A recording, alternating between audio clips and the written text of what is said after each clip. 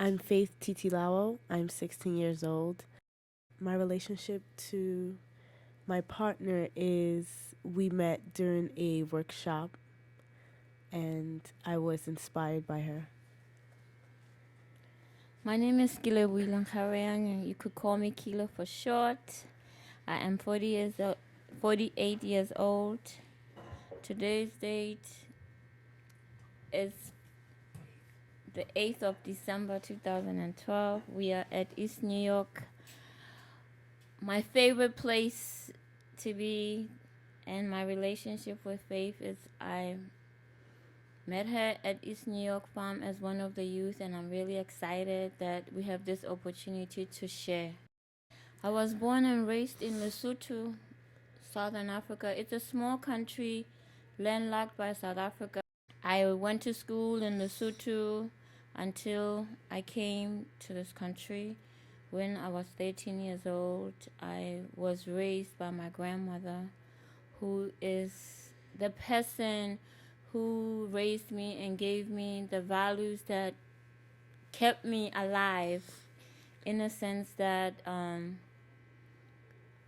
know how to cook, I know how to clean, I know how to be respectful, I know how to grow food, I know the importance of having my own money and just being the person who care about other people, because I saw her, how her house was always open and always the host, and with nothing much but independent and free to open her home. So I come from that culture of not having a lot, but having a lot in a sense that is loving, it's giving, it's simple, and so I'm always thinking back as to how fortunate I am that I came from that kind of culture.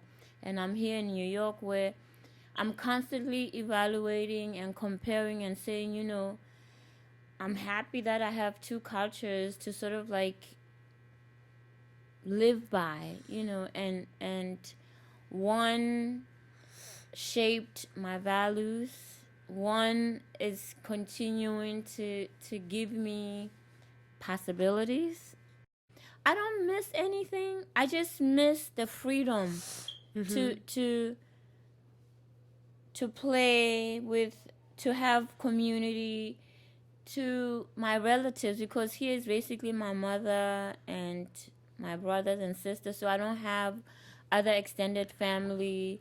And also the fact that I don't get to speak my language that much, I miss that, because if I talk to my mother in my language, I talk to my sister and some friends, but there's still that gap. Yeah. Of I miss the food, the tomatoes, the corn, the life that I had is a little different. For example, we eat corn, but in Lesotho, they let the corn stay in the fields longer, so it's harder. So that taste, that texture of the corn, I miss it. It's little things, like I always tell people about. If you have tasted a real tomato, you're always going to want a real tomato. And so that's my memory that lives with me. That's why, I appreciate East New York Farmers Market, Community Garden, that sort of, because I know, like, what real food tastes like. And I've grown the food to know that if you getting something from the supermarket, it has traveled, it doesn't have the same flavor that it's supposed to have. And one of the things that I miss is like peaches, because we used to have trees in the garden, so we had yellow peaches, like the one that they usually buy from the cans.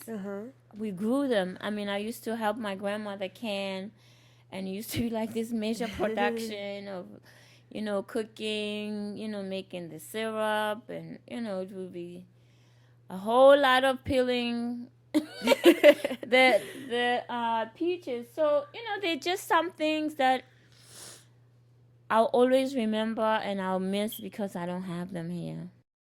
I was there in 2009, and I was just visiting. At that time of my life, I was very committed to HIV work. I had established a nonprofit to help people in Lesotho in the fight against AIDS. So my focus was to sort of like help grassroots organizations in the fight against AIDS and to help them to do the work that they do.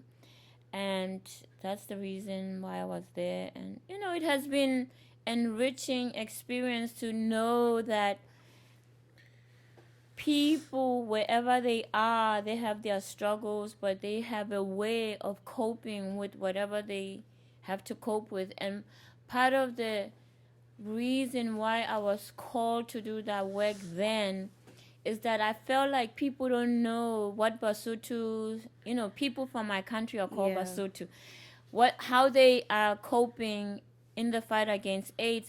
It feels good that I did something. I mean, I didn't just say, well, they'll be fine. I use Yeah. my education to sort of like support their work and to be to show that I believe in who they are and what they do. That's beautiful. Mm-hmm. Do you know like the image that people have of Africans, like they're barbaric and they don't know how to, you know, they're not smart enough to be like Western civilization. Well, when it comes to those things, I'm amazed because there's always two sides of every story. And I mean, I know Africa is known for a lot of things, but I think there's misinformation through the media. They tell their side of the story, Uh-huh. whatever they want the world to see, and people believe that. And there's this whole other stories like my story. We met in East New York's farm, one of the workshops, and my question to you is, and I know that you're a dedicated gardener and you're really dedicated in community work and all that. Why do you stay involved with East New York Farms Project?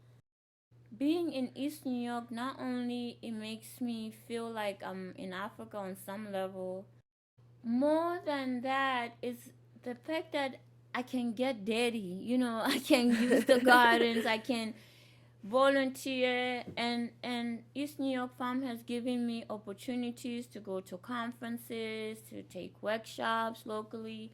I'm one of their community educators, community chefs. So for me, it has been more of an asset than just coming. I Yeah. volunteered for many years, but they've given me tools to sort of like feel powerful, feel like I can make a difference in the world, especially when it comes to food justice. So that's why I keep coming. I'll keep coming. I mean, this past summer and spring, I started a food pantry, and so because of how much I value East New York, I encourage people who are coming to the pantry to come to get the produce from the youth table here in East New York, because I wanted the connection, the youth to connect with the community and the community, because people don't realize what's going on in East New York farm, and to me it's powerful because it's real, it's needed, it's part of who we are as people, and we need to embrace each other and eat together the best food that you can get.